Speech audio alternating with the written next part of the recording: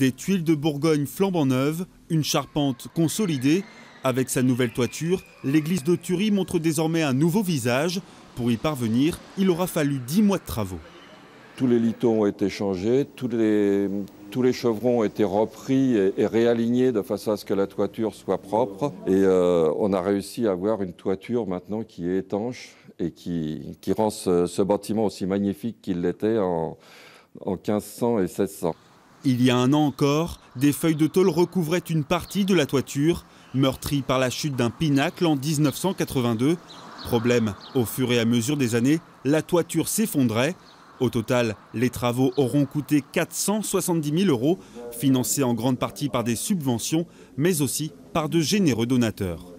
On a fait un parrainage de tuiles, c'est-à-dire que les gens achetaient une tuile, on gravait leur nom dessus et on installait la tuile sur le toit. Elles sont d'ailleurs toutes installées, il y en a 1400 qui ont été vendues. Ça fait 2,5% de la toiture. C'est pas énorme, mais tous ces noms-là resteront gravés pendant quelques centaines d'années au-dessus de nos têtes. De leur côté, les habitants semblent plutôt fiers de cette nouvelle toiture.